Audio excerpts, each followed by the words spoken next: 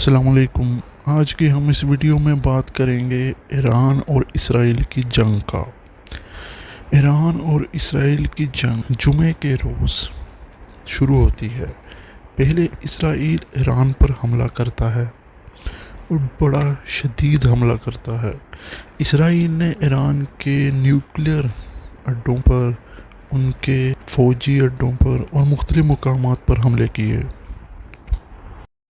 Israel का कहना है कि ईरान एटम बम बनाने वाला था, इसलिए हमने उस पर हमला किया ताकि वो कोई एटमी हथियार ना बना सके।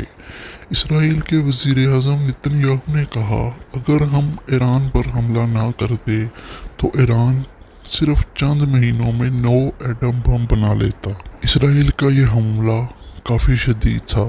इसराइल के इस हमले में ईरान की कुद्स फोर्स के कमांडर ब्रिगेडियर जनरल इस्माइल कानी इसराइली हमलों में शहीद हो गए। इसराइल के इन हमलों में ईरान के एयर चीफ और आर्मी चीफ को भी शहादत नसीब हुई। अगर देखा जाए तो इसमें कोई शक नहीं कि ये हमला इसराइल ने बड़े प्लानिंग के साथ किया। उनकी इंटेलिजेंस बेस इंफॉर्मेशन की बुनियाद पर उन्होंने हमला किया।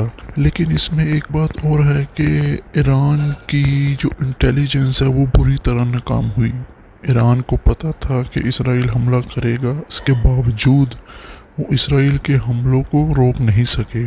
उनका एयर डिफेंस सिस्टम काम नहीं कर सका। इस हद तक ईरान की ये एक नाकामी समझा जा सकता है। ईरान के सुप्रीम लीडर आयतुल्ला खामनेई ने कहा कि इसराइल को इसका जवाब देना होगा। हम अपने शोहदा का खून रायगा नहीं जाने देंगे। ईरान ने इसराइल पर जवाबी हमला किया और आयतुल्ला खामनेई का कहना था कि हम पूरी कुव्वत के साथ जवाब देंगे और इसराइल को इसका खमियाजा भुगतना पड़ेगा। उन्होंने कहा कि मैं अपनी अवाम को यकीन दिलाता हूँ कि इस हवाले से कोई नरमी नहीं बरती जाएगी। यही वजह थी कि ईरान ने इसराइल पर जवाबी हमले में 100 से ज़ायद मिसाइल दाग दिए। अल जज़ीरा इंग्लिश की रिपोर्ट के मुताबिक ईरान का अटैक बहुत मैसिव था। ईरान ने इसराइल पर बहुत सारे मिसाइल दागे। ईरान के मिसाइलों ने इसराइल के डिफेंस मिनिस्टर के ऑफिस को भी तबाह किया और उनके कई न्यूक्लियर साइट्स पर भी हमला किया।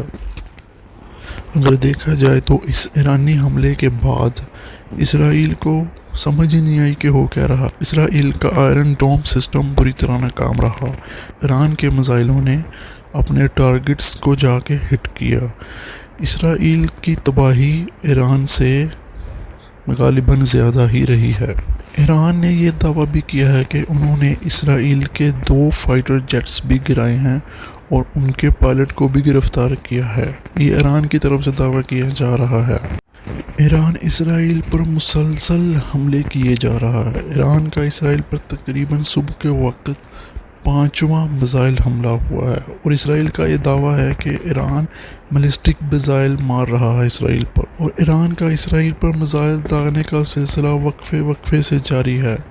मिसाइलों की वजह से पूरा इसराइल आग की जद में है, ये इसराइली डिफेंस फोर्सेस का कहना है। ईरान की जानब से बैलिस्टिक मिसाइल्स दागे गए हैं, इसराइली फोर्सेस का ये भी कहना है।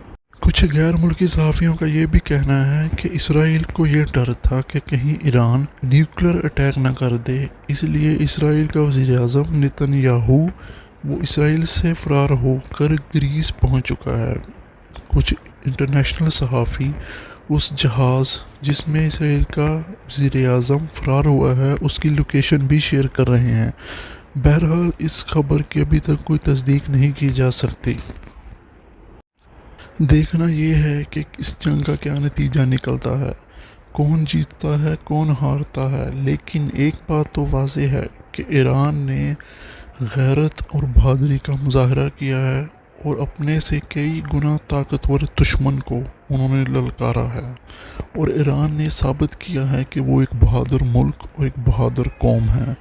उन्होंने अपने दुश्मन की परवाह किए बगैर उस पर हमला किया और मुसलसल हमले जारी हैं।